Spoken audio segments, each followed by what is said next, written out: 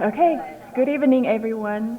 Welcome to our April budget hearing. Hope everyone had a nice and relaxing spring break. So for now, can I just get a motion for the board to enter into a special meeting? Ms. Levitan, seconded by Mr. Greco. Are there any questions? All in favor? Opposed? Any abstentions? Okay, can everyone please stand for the pledge? I pledge allegiance to the flag of the United States of America and to the republic for which it stands, one nation, under God, indivisible, with liberty and justice for all. Please take a seat. Okay, and now we'll have Dr. Rufo to deliver the third of the four budget presentations for the 2025-2026 school year. And following the presentation, the board will be presented with a resolution to adopt the proposed budget and the accompanying property tax report card. Dr. Rufo, all yours.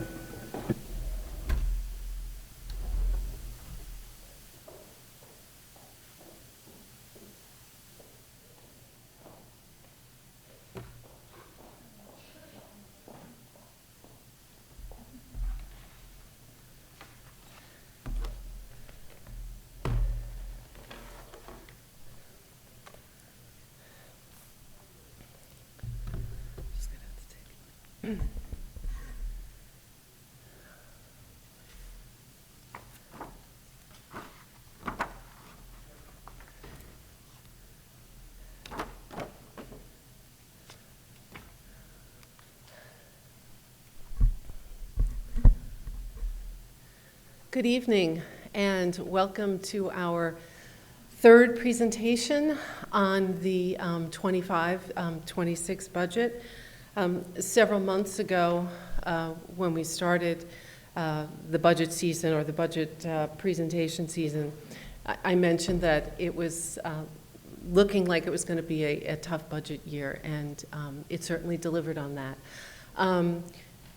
Tonight we're going to go over the overall budget, some things that have changed since I last presented, and so updates and changes to the tax cap and to the budget, as well as updates for revenue. So the budget climate is challenging this year. It's been challenging the last couple of years. This year probably the most challenging. We've had increases in some significant increases. Health insurance, we've continued to have inflationary increases, and some of these inflationary increases we've been feeling. The price of paper, the price of books and materials, and those kind of hit you right away through the inflation. When inflation started ticking up. And then we have some longer term contracts that we're seeing kind of the catch up and experiencing that now. We have increases in our liability insurance, and we've had that for a couple of years, and it continues. And that's related to some environmental catastrophes that have happened not only in our area, but other areas that impact insurance market.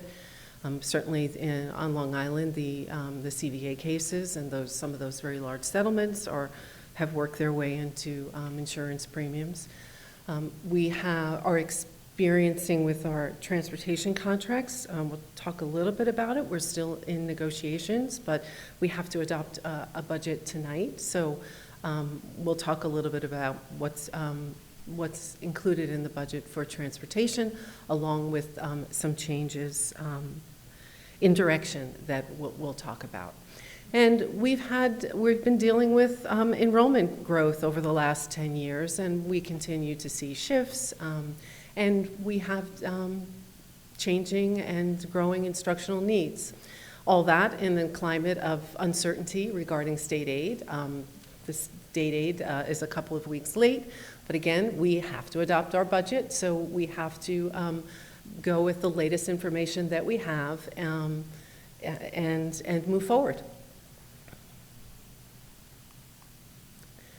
So at this point in time, we have, and despite those challenges, we were able to bring in the budget slightly, 67 $1,000 under the tax cap of 2.80. So the proposed tax levy increase is 2.77. The calculated tax cap is 2.8. We're looking at a budget-to-budget increase of about 3.53%. And to the left, I would just remind everyone that it's, the 14th year or so, or 13th or 14th of the tax cap, and we've remained under the tax cap to a cumulative amount of about 11 million. And in some years, though, we were under by over $1 million. And in these more recent years, with all the inflationary pressures and the cost escalations, it's become more and more difficult to even get close to that gap.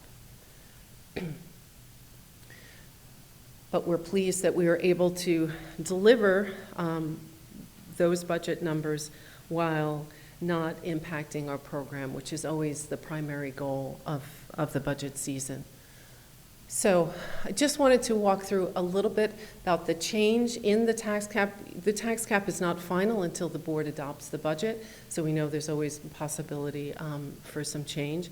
And the only change you're going to see from the March presentation of 2.5 to 2.8 was the increase in the coming year exemptions, or what are called capital exemptions.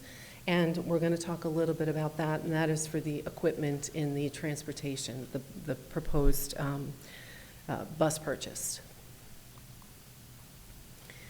So just in terms of the program, when I presented in March, I mentioned that we were just underway with our staffing meetings, and those have been concluded. So we didn't have a big, certainly there were shifts among codes, but overall we're about where we started. If you look from on the right-hand side, if you can see it, and this will all be posted, you have the current year FTEs versus the proposed, and so we're up a little bit. We talked about the special ed area last time.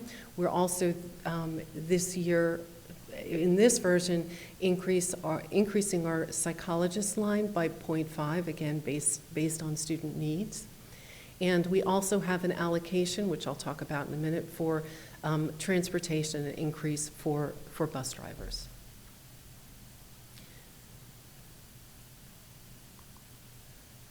We have finalized our list of projects. There are no new projects up there.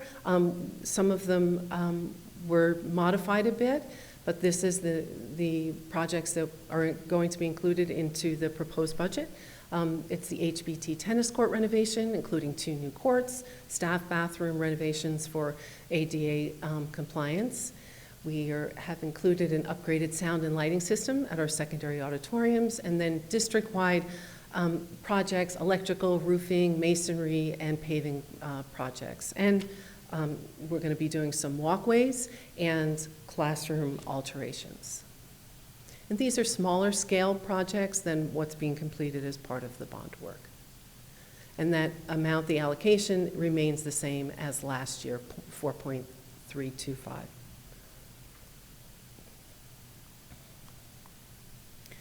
Transportation. So we have, in our transportation area, we have 2 codes. The first is the one presented, 5510. That's called District Transportation Services. So that's the in-house staff that we have that supports education, supports transportation. So we have our transportation supervisor that does the routing, a dispatcher, and the like. And most of our expenses are in the next line item, which is contracted transportation. And so that's where our contracts are with Huntington Coach and with the other coach bus companies that we contract with to provide transportation services for our students. And our transportation in the district is complicated. As you can see in the left-hand corner, we have lots of buses, and we call them vans. They're really small buses, and we need a lot of small buses also to get into some of our neighborhoods that you can't fit a large bus. And we do many runs. We do early morning runs.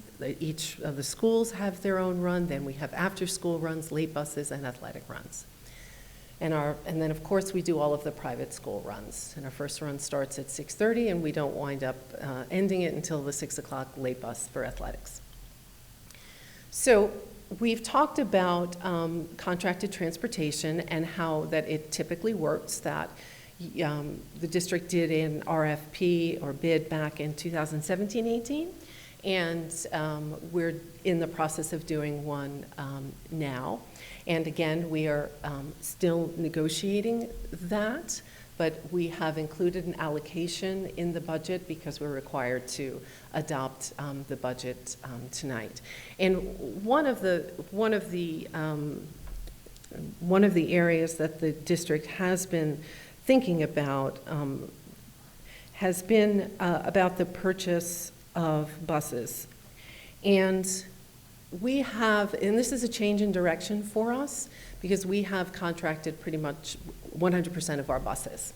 And the experience, I guess, of contracting out, there are advantages to that, but there's also advantages to having some control over cost escalations and some control over some routes.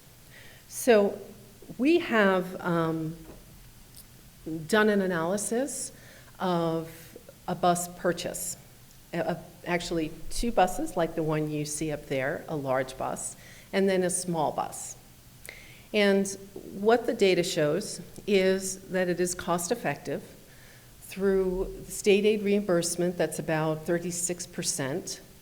We would break even, assuming that the buses last 10 years, many last longer than that we would save money in the end by moving in this direction for routes, like for all of our field trips that we do, for our athletic after-school routes that we do, and might be a possibility of picking up one of our other routes to maximize use of the bus and to provide a more cost-effective solution.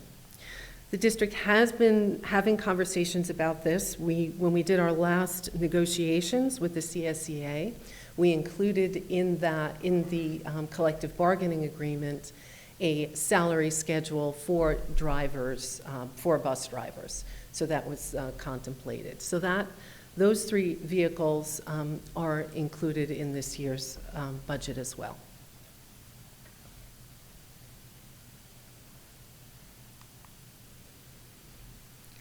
So just wanted to spend a moment just on clarification of the way the budget is structured and the relationship between the budget and the tax levy. So that top line number, $295,822,420,000, is the proposed budget. And that's our expenditure plan for all of the goods and services that are delivered by the district.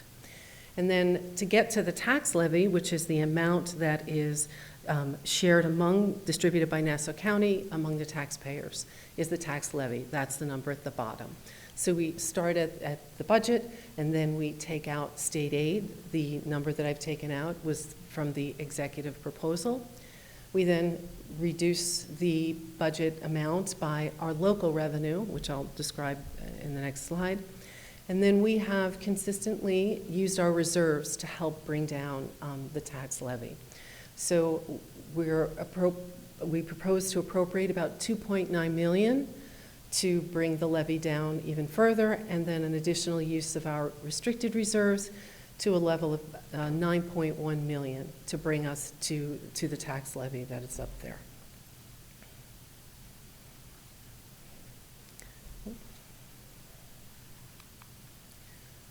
So the state aid number has not changed since we presented in March.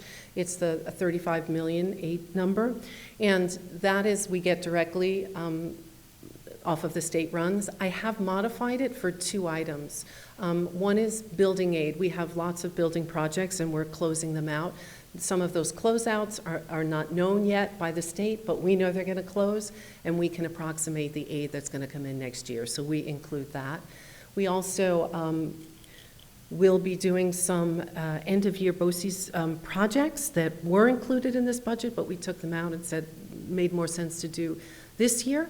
And we will have receive, as you know, we get about 50% on our between 45 and 50% aid on the purchases that we make, mostly technology purchases through BOCES. So I've accounted for that there as well.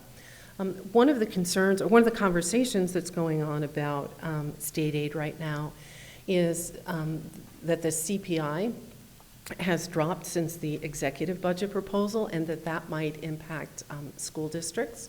There's also, these numbers are just not final, so we can't really, again, we can't count on it, but we have to make a choice and we have to move forward. We don't have the luxury of extending.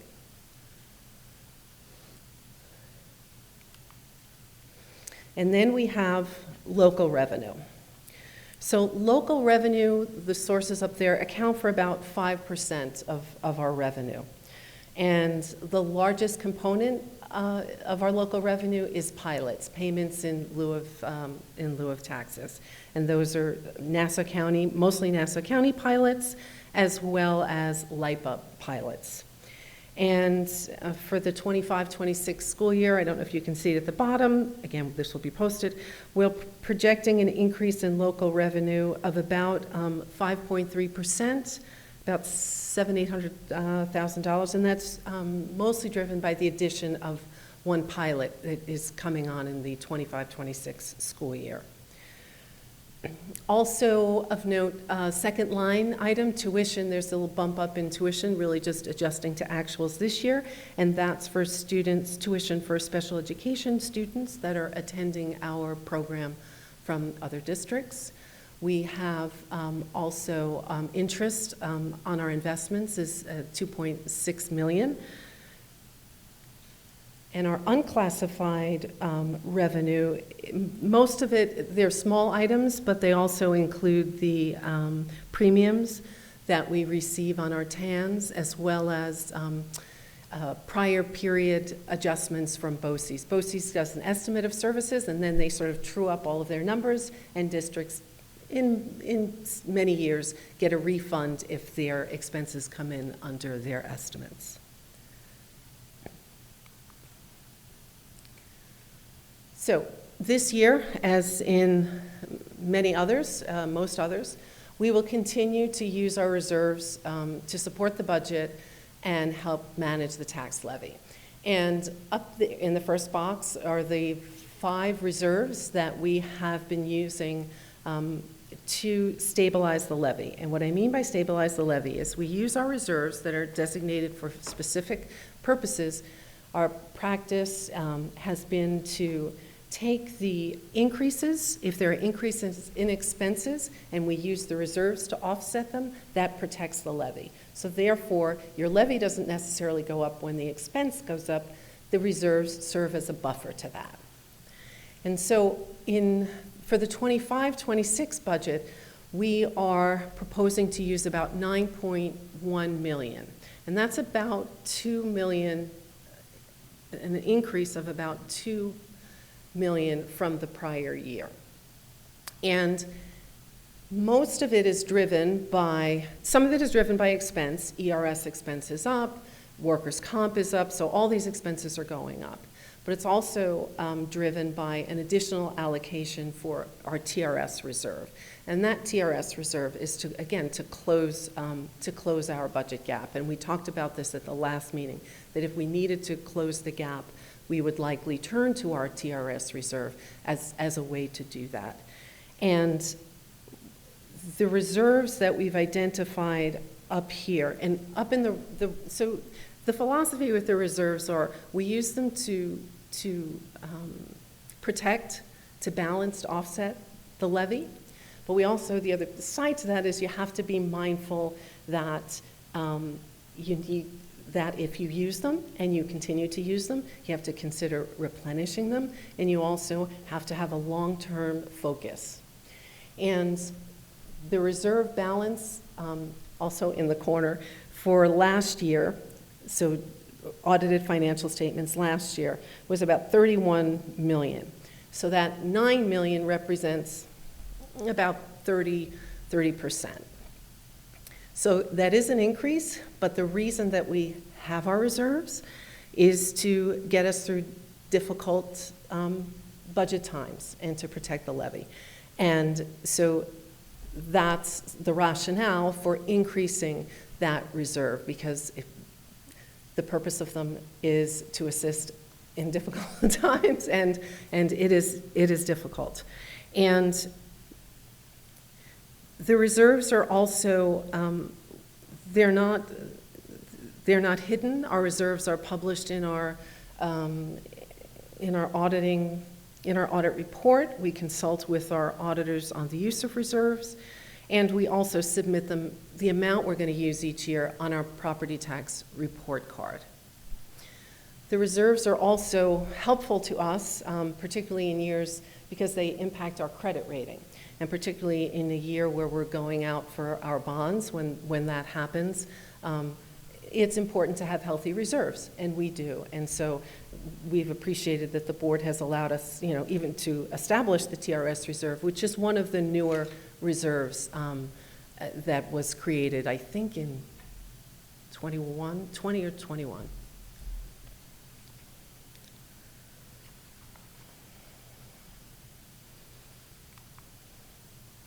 And another,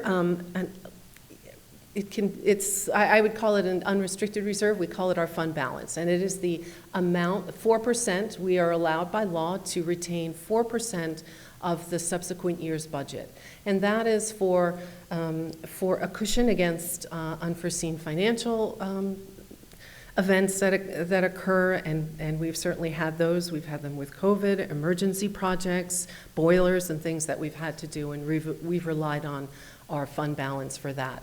And so for the 25-26 school year, we're looking to use a consistent amount with the 24-25 of $2.9 million.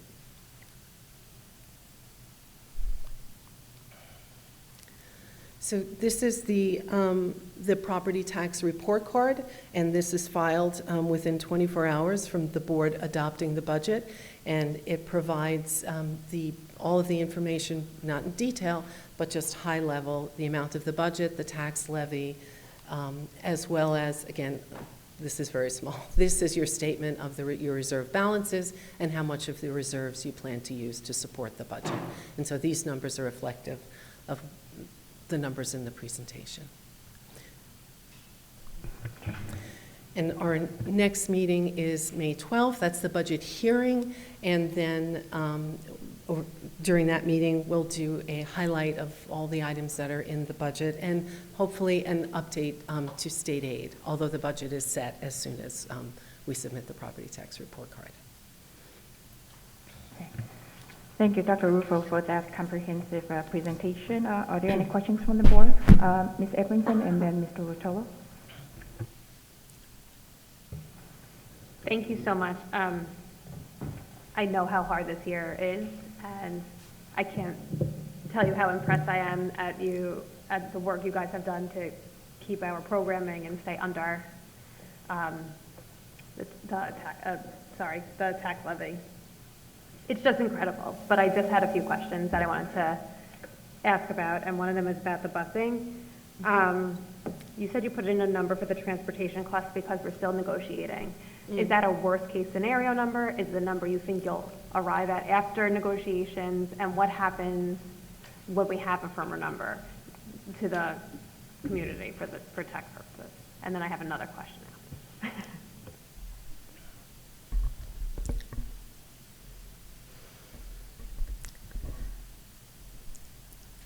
I've included an allocation that I think will cover our scenario.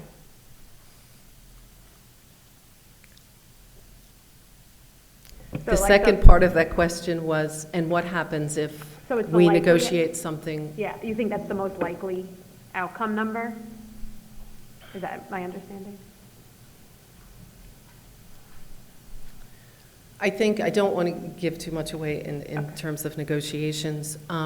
So it's hard for me to say what is most likely. I understand that. Okay, that's fine. And regarding the purchase of the buses, which I think is a good idea to prevent the situation we're in going forward. You said break even in 3 years. Does that include like service contracts and insurance? I think you said the drivers were included in the DL, or is it just the base cost for the bus? Yeah, the determination of break even includes all of the anticipated operating costs. So that includes drivers, estimates of replacement parts, supplies, DOT inspections 4 times a year, all of insurance. We reach out to our insurance company for estimates. So it includes all of those operating costs.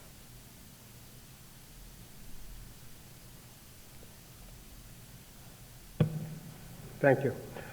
I don't want to be repetitive, but I want to thank you, Dr. Rufo, and your accounting team, and Dr. Rogers and the cabinet for putting together this budget with so many uncertain variables in it, which is very difficult to do.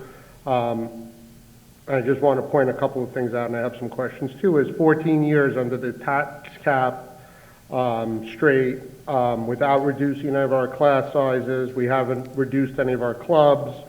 We've kept all our programs in place, including special ed, our AP, our science research. We've been able to add teachers. We've been able to add mental health professionals with increased in enrollment,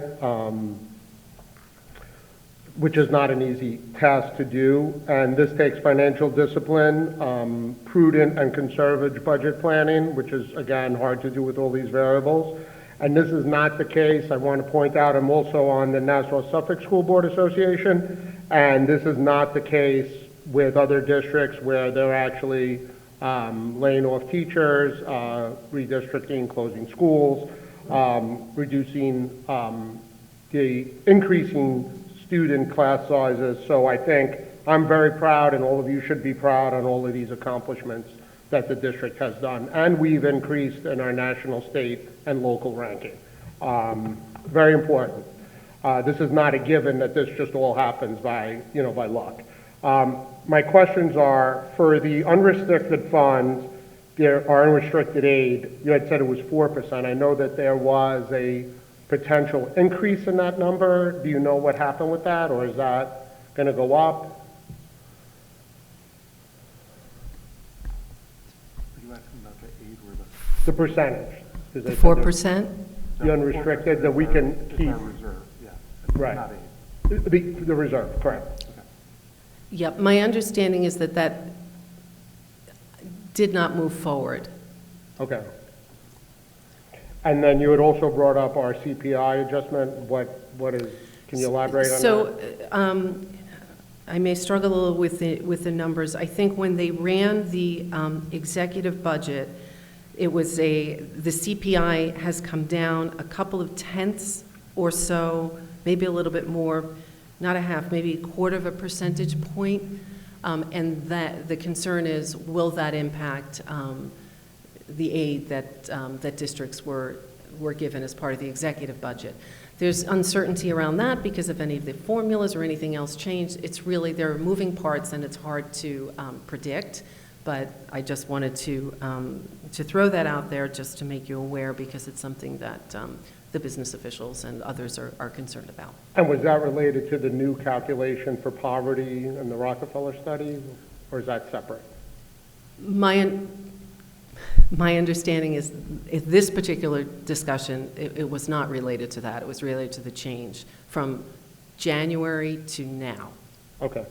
And then my final question was related to the state funding and federal funding. Do we have any idea on what direction that, I know it's completely, we don't know yet, but do we have any idea where that's going, or if there's going to be any shortfalls there for us? I won't put Dr. Rufo on the spot for that.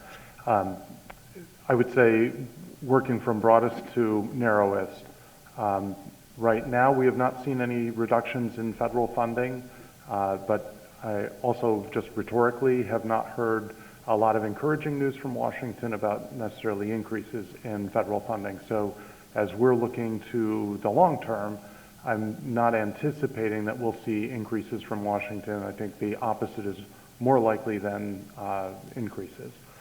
The second question for the state is, again, challenging to predict the future, but here's the data that goes into the prediction.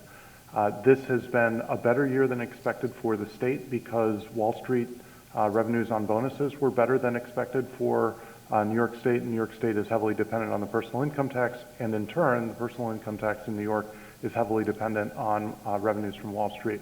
So because the fiscal year ending December 30th was so positive, there was a bump in the equities markets at the end of the year. The state enjoyed a little revenue surge. That's the revenue surge that they're contemplating spending right now. But if equities markets remain where they are right now, I think the opposite will happen at the end of this year. So and obviously there's 3 quarters left in the calendar year, so it's certainly possible for things to change between now and December.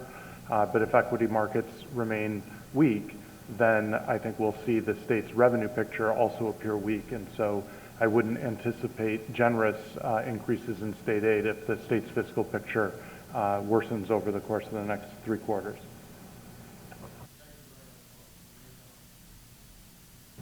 Thank you. Mr. Greco? Thank you, Dr. Ruffo. I'm not going to be repetitive, but I agree with what was said about you and your team earlier. With respect to the $632,000 that was added from the presentation in March, is that solely with respect to the purchase of the 3 buses? There's nothing else in there? That's correct. Okay, thank you.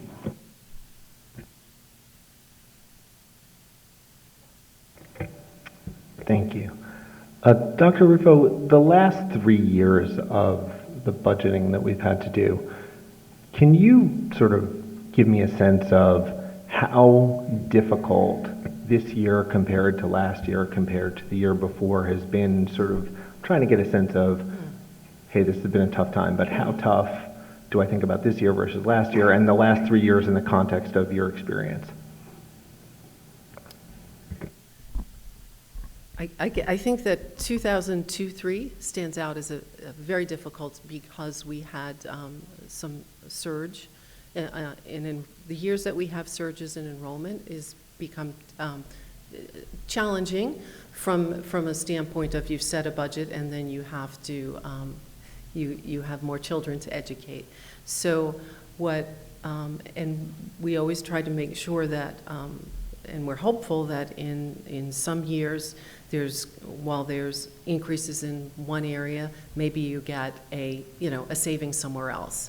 And that was a particularly difficult year because we had increases in health insurance. Everything seemed to be falling the wrong way. So that stands out. Last year was, we had savings in several areas. So that, in my mind was a better year. This year is a challenging year because we had some uncertainties and some things that were unknown. And so those are what become the challenges once the budget is set. And I think that in the last several years prior to that, we had some increases in state aid. We talked about how we got those bumps for 3 years to sort of get us to where we should have been all along.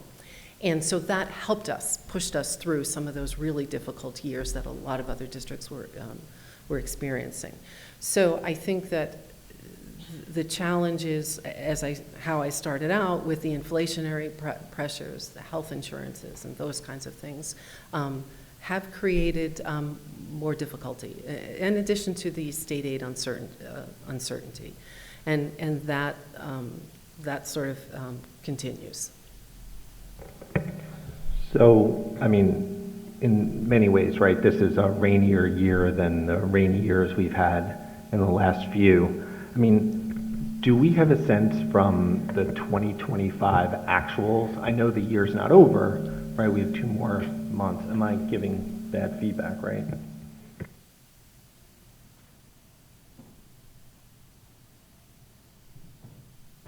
Do we have a sense where our 2025 actual general fund reserves and restricted balances are going to end up? Yeah. Not an absolute number, Yeah. but let's just say higher or lower from where we were, say, in 24. Will be several million lower than 24. That's what I predict. Again, it's still, even though it's April, We work on a system of encumbrances where a lot of money is in encumbrances and they are in purchase orders that by the end of the year, sometimes those money falls from them, and then other times, oh, it looks like we need more on this one, so it moves in the other direction. So I would say that this year will be several million short from where we were. Yes, short meaning less left over, not short deficit.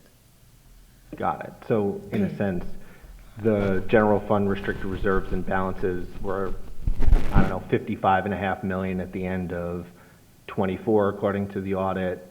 And by the end of 25 fiscal, they'll probably be in the 52, 53, I don't, not a couple $1 million lower. Yeah. So we've been drawing down on the fund balances and restricted reserves this year. Yes, and I look at it slightly different than the 50, although you're correct because you're including capital. To me, I don't consider capital because I think that that is spoken for, and I don't consider that. I mean, all of the reserves are restricted in the way that you use them, but what I can use in the budget in the out years going forward is, I would say, that 30 million. But to your point, at the end of this year, we would be, because we're using 7 million for this year, and then we're not going to be replenishing, it's very unlikely that we would be replenishing the amount that we're using this year. Okay, so that so there would be a decrease. So it's unlikely even this year as well, with the 9 million that we're allocating to the budget. It's hard to say even further in advance, but it's probably even more challenging to replenish reserves this year at the end of 26. Yes.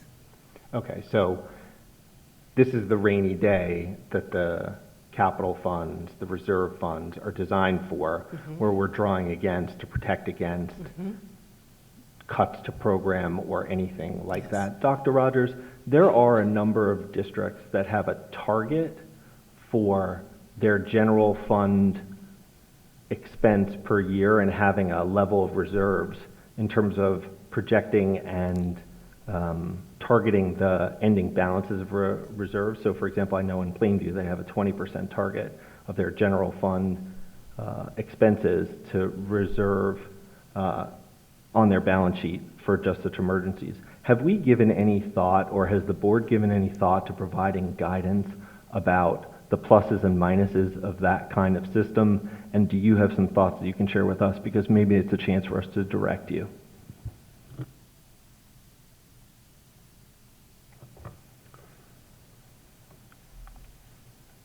I think on a question that significant, I would want some time to wrestle with that thought and maybe look at some neighbors.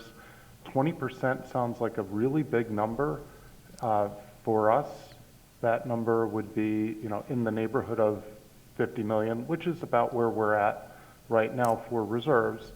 But as Dr. Rufo said, 9 of that is capital reserves. We've had capital reserves as much as 20 million at one point.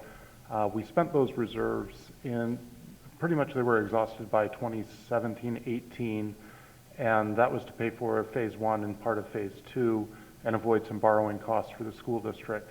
So our balances, in 2014-15 when I got here, the balance was about where it is right now, somewhere in the neighborhood of 50, low 50, 51, 52, somewhere. By the time we got to 17-18, we had exhausted about 20 million by spending it on capital. So we were down in the low 30s. Since then, we've built back up again. So now you've got 10 years of inflation in there, plus an additional 9 million replenishing the capital reserve, again, to be used. The board's going to use at least half of that for the bond project that that the voters just approved. So I guess question number 1 is, without knowing anything about Plainview, is their number inclusive of capital or exclusive of capital?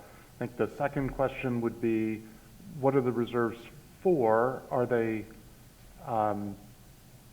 designed to meet some sort of other spending target? So I would want to think about, if you're going to have a maximum or a minimum reserve, then you would also want to have some guidance for how you would use that reserve and under what circumstances. So I wouldn't want to give you my first thought on that. I would want to give you my best thought on that. So another way to think about this is, I'm trying to get a sense from you in terms of what are the level of reserves that you've, and this may be too soon to answer, but we need to retain for you to feel that our program is safe, as opposed to we're in a rainy day, we've had a number of difficult budget years, we just passed a big financing package of bonds for capital projects. The question is there more room for us to draw down our reserves this year, because there is some level where you feel comfortable that we can stop because that's enough protection for the program? Or is there any kind of guidance that you can give us in terms of we can provide you a framework about how to think about pulling reserves down during rainy periods and replenishing them during sunny periods? So without necessarily creating hard and fast rules, I think what we did in this budget was recognize that this was going to be a difficult budget year. And for all the times that I've worked for all the time that I've worked for this board and of all the board members that I've worked for here, one thing has been consistent. Folks recognize the program as the reason for Syosset's excellence, preserve the program, always have a long-term focus, and I certainly hear that in your question, having a long-term focus for us, and address the emerging challenges that we see. So we did see, obviously, the challenge of the pandemic, the immediate enrollment surge post-pandemic. Now we're seeing a lot of the uncertainty in the marketplaces being a challenge, and the potential revenue side. So as challenging as this year is, I worry that subsequent years will be more challenging for the reasons I stated earlier. It seems more likely than not that the federal government will be less generous, not more generous, with school districts. It seems more likely than not that the state government will have less revenue to work with than it has in the current year. It seems more likely than not that insurance companies are still going to experience large losses and pass those costs along to school districts. It seems more likely than not that if equity markets suffer, the benefit funds, the pension funds, the TRS and ERS, will seek to recover their losses in the market from the employers that they hold the pensions for. So all of those things suggest to me that as challenging as this year was, the next several years may be more challenging. So my advice would be not to use more reserves in the present because you'd want to preserve program in the future. So we've given you our best recommendation for how to balance that. We're certainly thinking about this with an eye towards the future, and not just next year's future, but 3-4 years out future as far as we can see. And we've tried to use the reserves to, as Dr. Rufo said, mitigate the impact to the levy. And one way that I've been thinking about the increase in use of reserve from 7 million range to the 9 million range for this year is 1 million of that essentially is to a one-time use of a reserve to make a one-time purchase of buses. And once we make that one-time purchase of buses, those buses will result in savings. Once we break even, for every year after that, those buses will be savings for the school district. So if, to me, that's a good use of the reserve because it's an investment that will yield savings in the long-term future. So I would say to you that we are thinking about the future. I've given you my best estimate of where that good balance point is between managing this year's cost to the taxpayer and making sure that the out years also have some reserves to rely on as well. Ms. Ostrich, do you have any more questions, or are you done? I don't want to, I'll come back. I don't want to monopolize. Okay, Ms. Falco. So not to be repetitive, but I do want to thank you because I know this year was incredibly challenging. It's been challenging financial times for people in general, and school district is certainly no different. They have the same exposure to all the same things that people do. So thank you. I know it was really tough, and you guys do an amazing job. Just in response to Jack's point about putting in guidelines, it sounds to me like flexibility, allowing you guys to have flexibility is hugely important. So you can look at the budget and plan for, this is not only a tough time this year, but tough times next year. And if we give you a specific number of what you have to maintain or what you have to have, then it doesn't allow you to have the flexibility that you guys may need for your expertise. And I know how hard you guys work, and you guys have such an expertise at playing with the numbers and figuring out the best way to utilize the money we have and the funds we have coming in, that it sounds like the flexibility is really, giving you guys flexibility is really to our benefit and the school district's benefit, to allow you guys to, use your expertise in the area and make the money work the best way it can.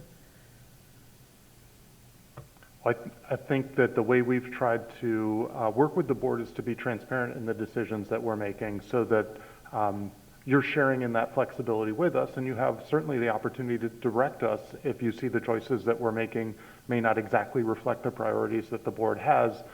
You know the decisions that led up to those choices, you're able to see the impact of those choices, and you're able to redirect us if you want us to be redirected. So, I see value in both approaches.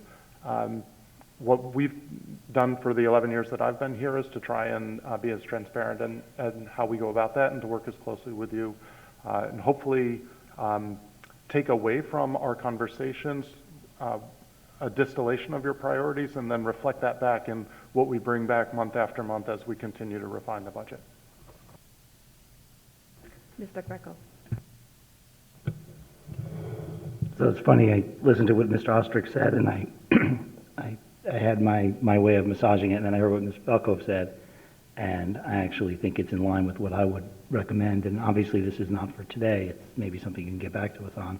But the idea of not necessarily having a target for reserves as a percentage, but having goalposts, whether it be 25% and 15% be the two goalposts. So if we start to get close to the 15, you can start to make sure you overfund at the end of each year, versus if you start to get into that 25% range, you could start to think about passing some of those dollars back to the community. And I actually think that may be, those numbers I'm just throwing out there, by the way, those are not legitimate numbers. But that may not be a bad way to do it, because then it could put some of the onus on us as a collective to come up with those numbers, obviously with your guidance, and sort of put something in place that may be a better way to sort of, track how this is going over time, where we don't have to have this discussion year after year. Ms. Abramson? Just want to clarify what Brian was saying. You mean to have the target as an alert versus a hard and fast rule? Yeah, so they wouldn't even be target. So a target would be stay around 20%. I'd be saying take a number high, take a number low, try to stay in between, and as you get close to one of those numbers, the sort of our guidance to the administration would be to try to pull back away from that number and don't let it blow past it. So I would say I agree with having a threshold of alert, but I wouldn't say necessarily that when they are there that we have to look at it and say, oh, you have to stop and go the other way. We would have to look at the circumstances, why we're there and why we have to use it. I think that it's good to have a threshold where you're like, oh, we're getting a little low, and we discuss why we're there, and we discuss what it means to go below there or not to go below there, or what we lose in the process. But I think it's a good marker, not a hard and fast rule. Luckily, it'll never be hard and fast because we'll be doing this every year, but it would give them the opportunity to explain, hey, we're getting close. This is why we decided to do, based on your guidance from X number of years ago.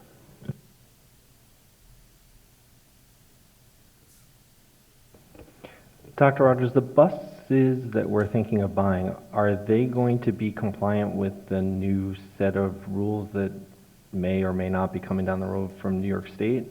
I think, if I remember right, one of the reasons we've been hesitant in the past, other than managing a workforce, is that we were worried about buying buses that were going to become obsolete. I'm curious to hear the change in thinking, and I have a lot of thoughts on buses. So,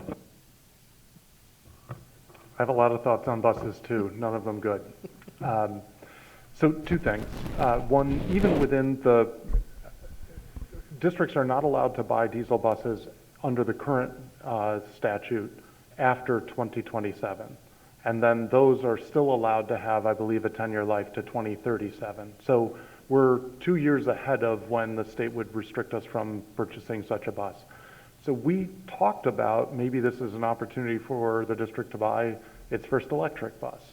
But I think we have a lot of reservations about the technology, the weight of the bus, the charging infrastructure needed for the bus. The bus costs $400,000 instead of $250,000. And the deeper we got into it, the less likely it seemed that the bus was going to be useful for our needs.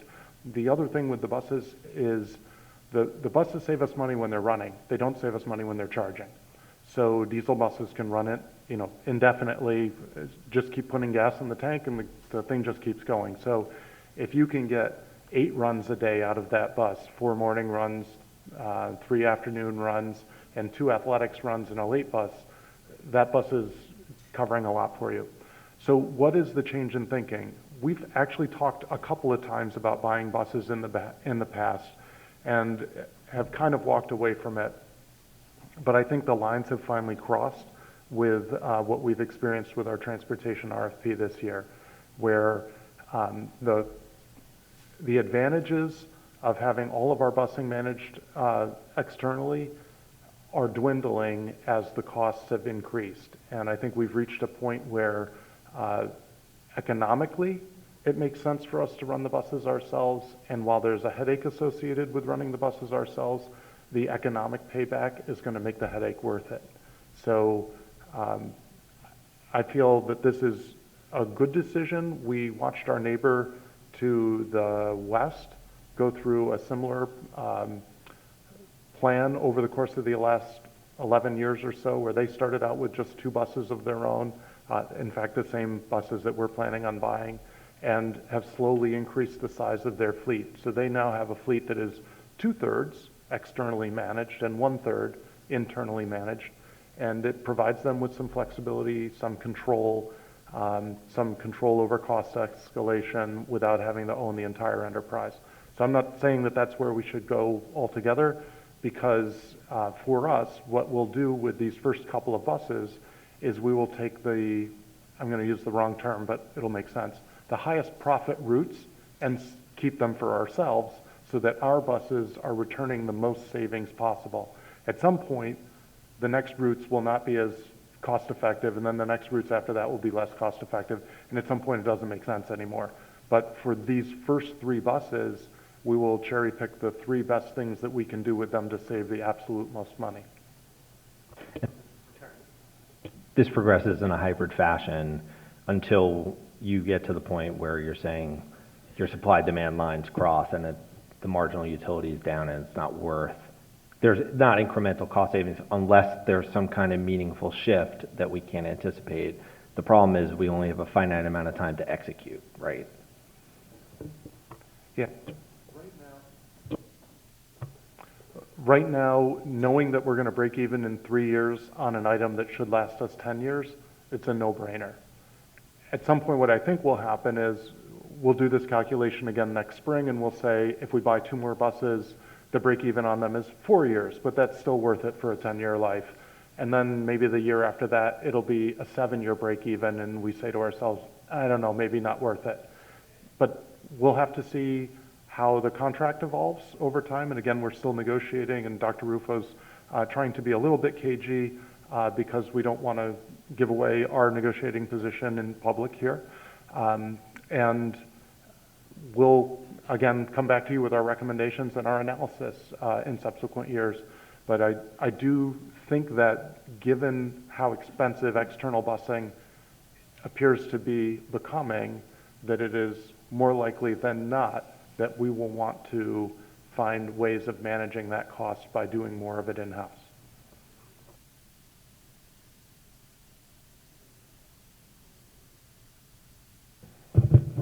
I guess I want to just weigh in on the reserve. The reserve process is not a mystery. It's completely transparent. And my experience over the last 6 years has been that whenever we've had surplus, the board has to vote to replenish any of the reserves. So every step of the way, the board and the public has been completely made aware of all ins and outs of the reserves.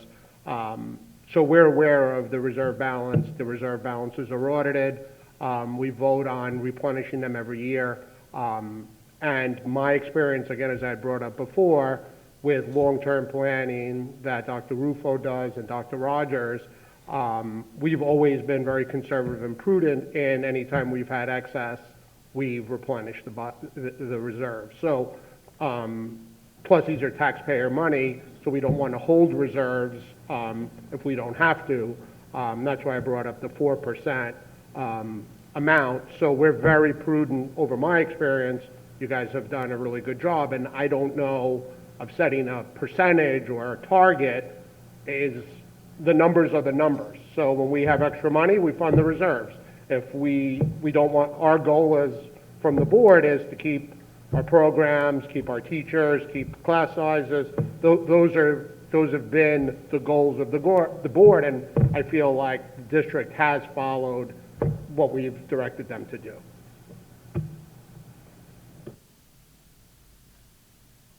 Okay, anyone else?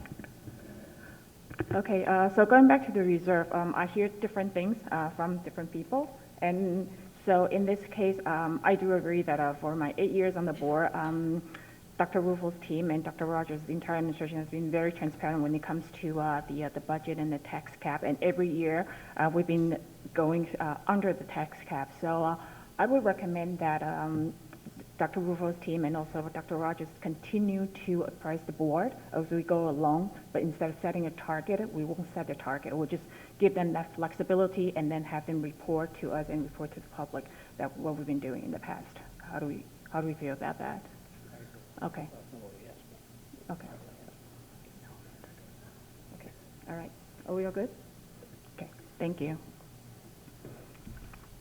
Okay, so now we're moving on to audience to the public. So just please bear with me as I read this. The board values the community's input and provides opportunities to offer that input via email or in person. Persons who wish to speak during audience to the public must register online to speak in advance of the meeting by 5 p.m. the day of the board for a meeting. A link to the pre-registration form will be made available on the homepage on the district website 1 week before the meeting. Persons wishing to address the board in person during audience to the public must conform to the procedures adopted by the board. Speakers' remarks must conform to the following rules. 1, all speakers and observers are required to conduct themselves in a respectful and civil manner in accordance with rules set by the board. Speakers must address the board only, not members of the audience or the audience as a whole.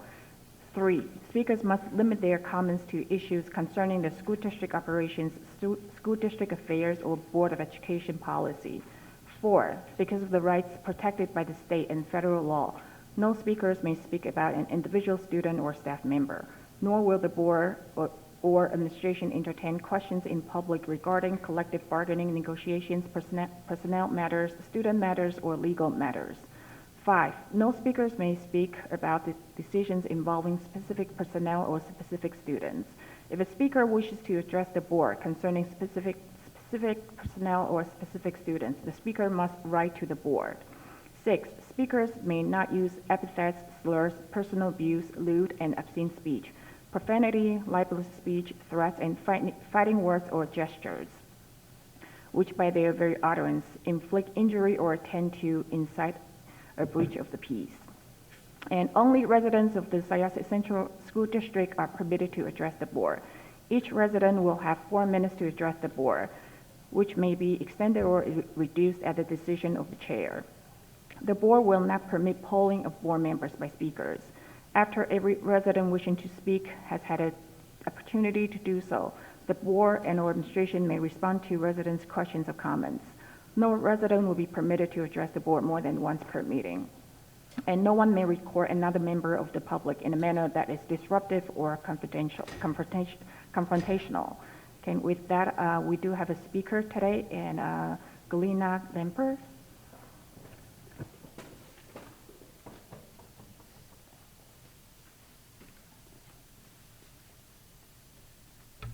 Hello, my name is Galina Lampert.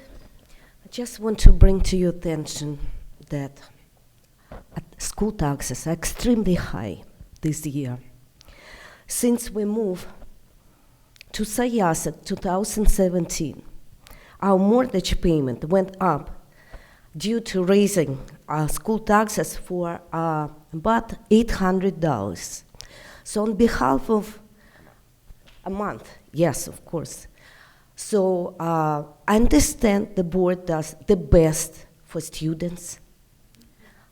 I'm a mother of the former student who graduated from high school, Syosset High School and the college, and he's still in the college. And we're literally struggling living in this neighborhood. And we're not planning to move. We have no help. And our son is still in college. And we're struggling here. Can we freeze taxes for few years? And we can do something about that. I'm talking on behalf, not only my family, on behalf of people who live in our neighborhood, 55 plus, seniors. They raise their children move. I don't know if their children help to them. So I just want to make a point that school taxes are very high, and a lot of people in our neighborhood are struggling. And some people have no chance. I mean, they just, due to some circumstances, they cannot leave. They cannot move to west, to east, north, south. We plan to stay here. And we're struggling. Do you want to add anything? Thank you very much for listening to me. I try to be less nervous, but you got my point. Thank you. Thank you. This closes the audience to the public.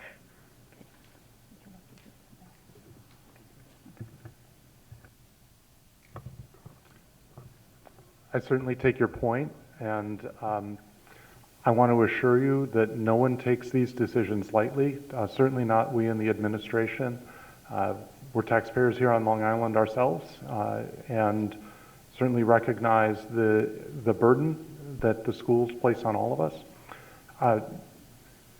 So without discounting your point, I do want to ask if you'd be willing to have someone from the administration follow up with you, because the number you shared sounds very high. I have no idea what your taxes are or what percentage that represents, but we have seen circumstances where the county's assessment of homes creates year-to-year increases that are much greater than the tax increase that the school district has put forward. And I would want, we've done this with many people, we've gone through the tax bills with them to kind of point out where that is. So I'm making that offer to you to have somebody from our team work with you on that. And the other point that I would make, and again, this is not something that helps in the immediate, but it is certainly something that we think about. We understand that the school district is also part of something that keeps the value in the homes in Syosset, which doesn't necessarily help if you're not looking to leave Syosset, but it does make the asset that everyone has here, we hope, more valuable. But I do want to assure you that we don't take these decisions lightly when we're working to preserve the program, but also working to balance the budget. And it is why in previous years, there were several years where we were well underneath the tax cap. And the reason was because it wasn't necessary to ask the public for that much money in order to preserve the program. So in those years, we came in well under. In the last couple of years, as Dr. Rufo said earlier, they've been challenging, so we've been very close to the tax cap. But I do want to point out that there were a number of years where we had the ability to stay well below the tax cap, and when we had that ability, we did. Thank you for your comments.